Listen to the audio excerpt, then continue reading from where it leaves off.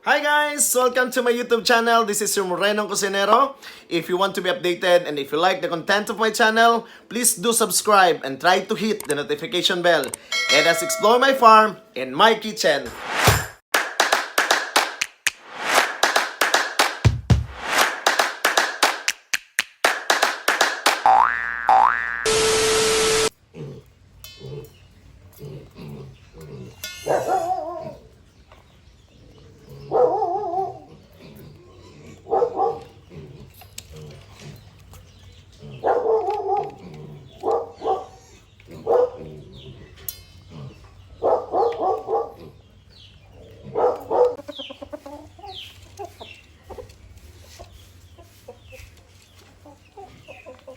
So karon panahon na para ibalhin nato ang atong Brahma nga mga chickens o mga manok kay naa na sila bagong kulungan. So para mapadaghan na nato sila og sama sa akong giingon kinahanglan dili ma-stress ang ato ang mga manok. Kay isa sa mga makapastress sa manok kung gamay lang kayo ang ilang kulungan. Kay siyempre dili sila kabuhat sa ilang mga natural nga ginabuhat nila as mga manok na magkahig, magkaka og kanang mangita og pagkaon sa sarili nila. Karon kay human naman ang atong kulungan, napadako na nato itong kulungan, so it's time para maglipat bahay na. Tara!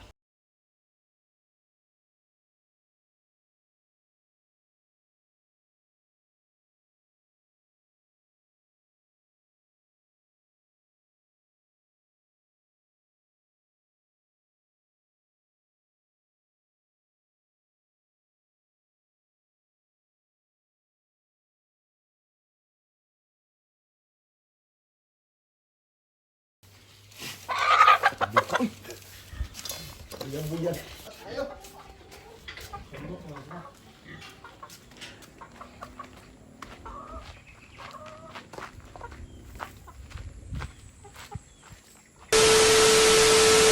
So karon na nato sa ilang bag-ong kulungan. So mo ni atong free range area nila. So ang plano nato ani tungaon nato ni para sa atong mga darag nga manok ug sa ato ang mga Brahma.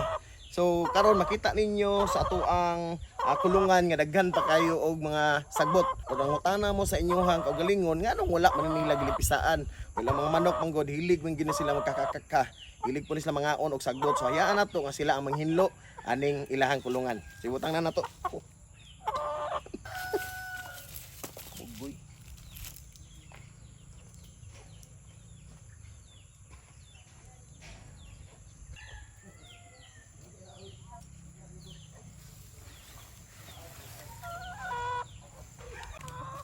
So sigurado gyud nga medyo mabaguhan pa ni sila sa ilahang bagong lugar kay dako na kayo ang ilahang kulungan pero mao gyud ni ang healthy para sa ilaha. So tagan na to sila maayong lakaw-lakawan nila o kauna nila.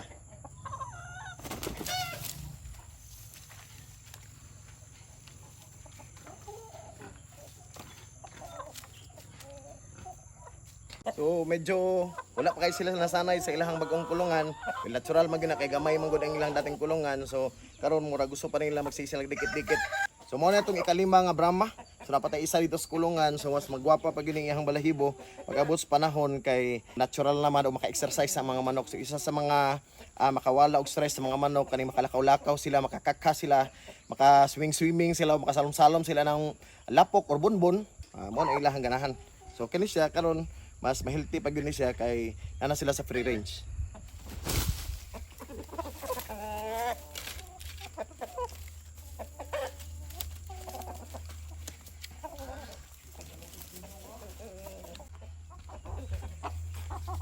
So mo ni ang last na to nga Brahma.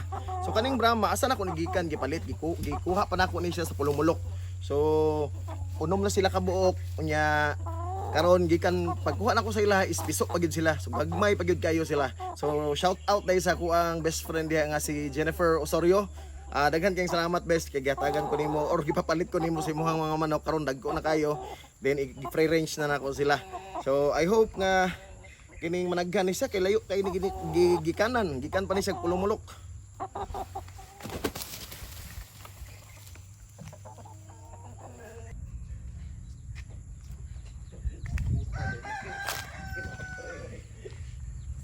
Day ani ay.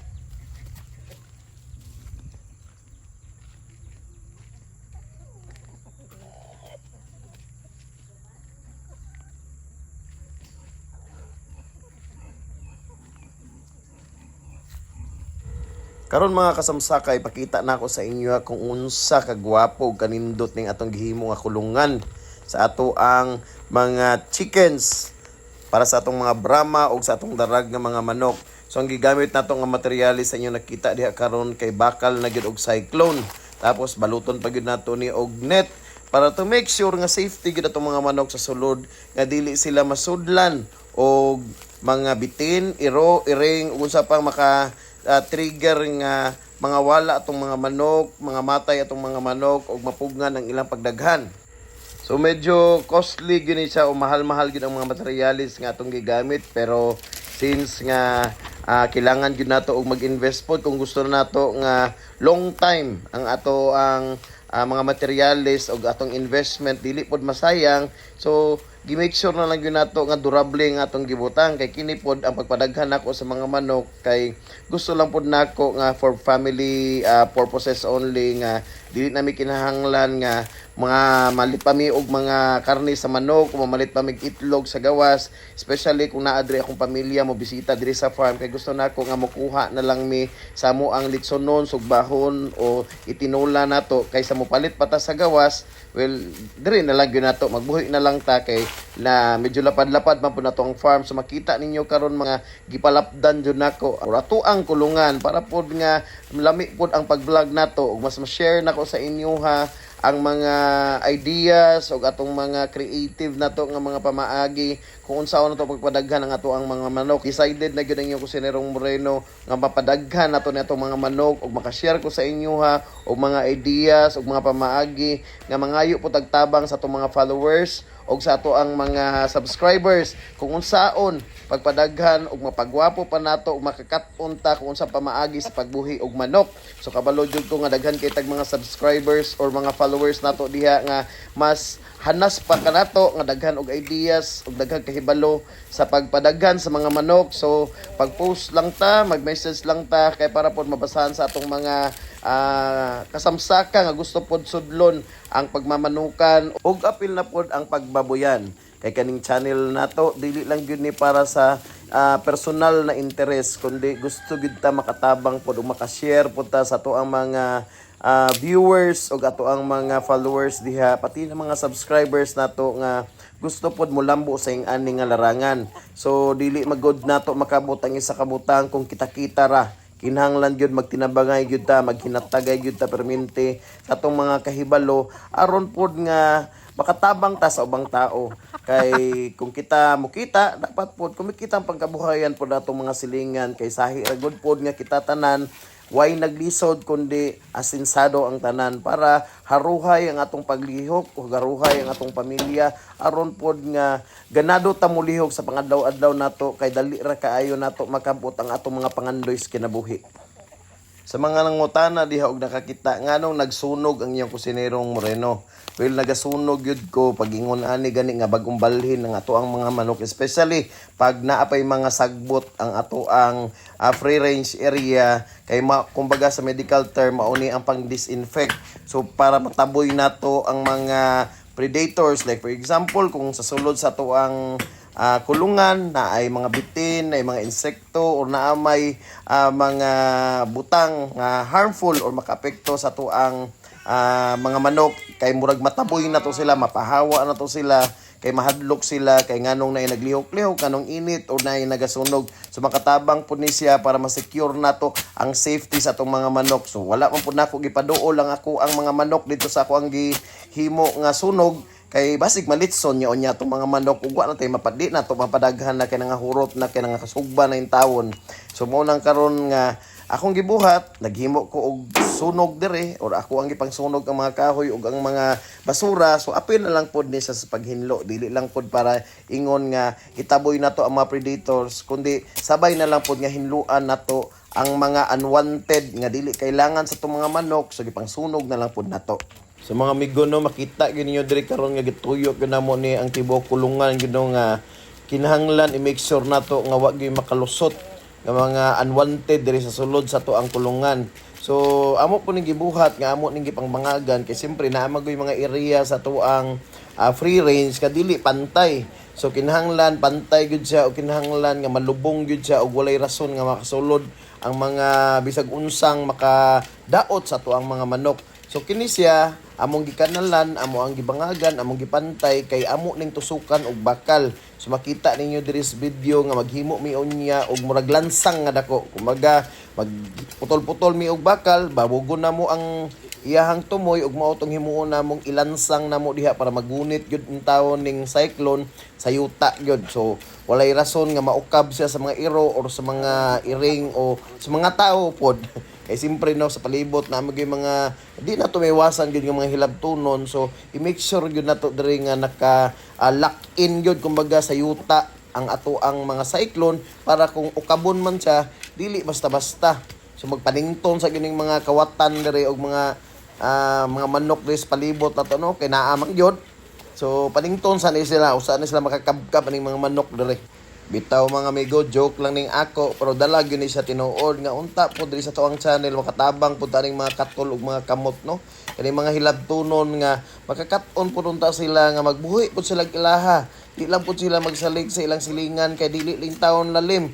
Magpadako og mga manok tapos lahi ang mulitson, lahi in taon ang musinabaw, lahi ang makatilaw. So mo nang kita tanan di ta magtinapulan maning kamo ta kay mahal pod kayo ang feeds mo nang kaikog pud ta sa tong mga silingan nga kung manghilabot ta dapat pud unta magunahuna pud ta in taon sa ilang hago mo nang kamo pud dira paningkamot pud in taon mo nga magbuhi pud mag-inyuha para kita tanan makatilaw sa lami nga mga manok. Bitaw joke ra ning ako ang mga amigo pero dalag yun ning tinuod pod.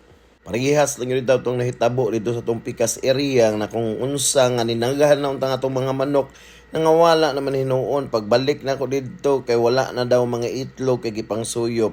Wala na daw mga piso kay gipang kaon daw sa uwak, gipang tangag daw sa mga ilaga.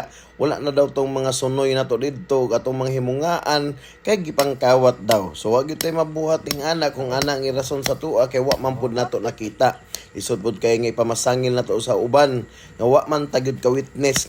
Well, kung nahitabo man gyud kung tinuod man gyud kita na lang gyud ang musabot ug mohatag og pasensya. Ang importante nakakat-on ta ug dili pa man pud huli ang lahat. Pwede man pud ta magsugod na pud sama sa tong gibuhat karon nga mas napagwapo pa hinuon nato ang atong free range area. Mao ni atong nahisgutan kay ganiha mga amigo nga bakal nga among gihimo og dako nga lansang. So kanang namoy mga scrap diha nga mga bakal ayaw niyo ipanglabay o ayaw niyo ipangbaligya kay puhon magamit ra gyud ninyo. So kaning mga bakal nga yung nakita sa iyong atubangan amo ning inipon. So wala na mo gipanglabay o wala na mo ginapangbaligya. So makita ninyo karon nga gamit jud kayo siya nga pang lock in sa tuang mga cyclone kay para dili ni siya maukab nga basta-basta. So wala na ta nakagasto palit og laing bakal para lang ato ang ipanglock diri or atong ilansang diri sa yuta. So makita ninyo no kung giunsa na mo ni paghimo. Amo lang gibaw, guman isangit na mo diha sa cyclone pagkahuman itusok na mo sa yuta para ngadto dili gid sa basta-basta nga maukab. So mao ning mga diskarte mga amigo nga dili na gyud kailangan nga mopalit pa ta kay naani available gamito na lang gyud na nato ay di nato sayangan kay ang kwarta pod lisod pod baya pangitaon maunang kung sa tan-aw nato maximize pa nato magamit pa nato ug ma-recycle pa nato ayaw ipanglabay o ayaw ipangbaligya kay puhon-puhon magamit ra nato. Maayo na lang gani nga sakto gyud ang kadaghanon sa mga bakal nga among naipon kay natuyok gyud in taon namo ang tibuok free range area nato para nato malansangan ug ma-safety nato ang bawat dulo. Ug pasalamat gyud din taon ta ni akong body in taon nga si Joey kay andam gyud permente nga upatalikod sa akong mga hangyo sa iyaha pag nakita na gay niya nga naa ko'y buhaton aw andam gyud na sa permente nga motabang kanako kay ako manggod ang klase nga amo nga dili ko ganahan nga magsigilan kog sugo ug magsigilan kog tudlo gusto pud nako nga naa gyud ko tabangan pod gyud na akong body kay para pod ganado mulihok mas lami man gyud mulihok pagduha mo or pagdaghan mo kay dali pod mahuman ang trabaho. Mao nang mapasalamaton gyud ko kay naka-timing gyud in taon kog body nga andam kanako mo serbisyo og tinud-anay nga dili gyud in taon ko pasagdan pag makita gani niya galihok na gani ko naa na din sa akong kiliran di mapod para mangayo bonus para andam mutabang sa kuha. Mao ra gyud importante pag natay gipatrabaho gyud kinahanglan gyud nga ato gyud ning check upon. Kinahanglan pod eksaminon gyud nato kung tama ba ang ilahang trabaho. Mo na ako ginatuyok gyud nako kay pag tan-aw nako nga naapay ayuhonon o naapa tay dapat nga i-fix nato kay medyo mali, at least nakita nato og atong makorek kung unsa man tong mga dili dapat og unsay dapat buhaton. So kini makita ninyo karon nga ang poste nato bakal pa lang og cyclone pa lang, pero sooner pag magkaroon na ta og panahon kinakapalit na mapud ta og green nga net. So to make sure good the safety sa ato ang mga binuhing mga hayop, ato pa gyud ni siyang patuyukan kay para sigurado gyud nga way makalusot diri sulod sa atong free range area. Kung natay mga piso pod nga ibutang, dili pod sila makagawas nga naara gyud sila perminti diha sa sulod nga magtuyok-tuyok ra pod sila. Kay kinahanglan man gyud nga gisugdan naman ang gyud nato ni kinahanglan pulido gyud ang atong trabaho, kay di ba pag pulido ato ang trabaho mas lig-on ug mas long lasting. So bisan pa man sa dili maayong mga nahitabo sa ato ang free range chicken dati, wa gyud in taon ko nawad-an og paglaom nga magsugod na pod kay para mas mapakita pa nato nga dili gyud ta mo surrender sa kinabuhi. Mag-promise ko sa inyo ha nga padaghanon gyud nato ni og palambuon gyud nato ni og ipakita nako sa inyo ha maayong mga pamaagi kung unsaon pag-alaga o pagpadaghan nato sa tong mga hayop. Unta inyo kung subaybayan og kaninyong kusinerong Moreno willing permente mo agapay og moalagad kaninyo.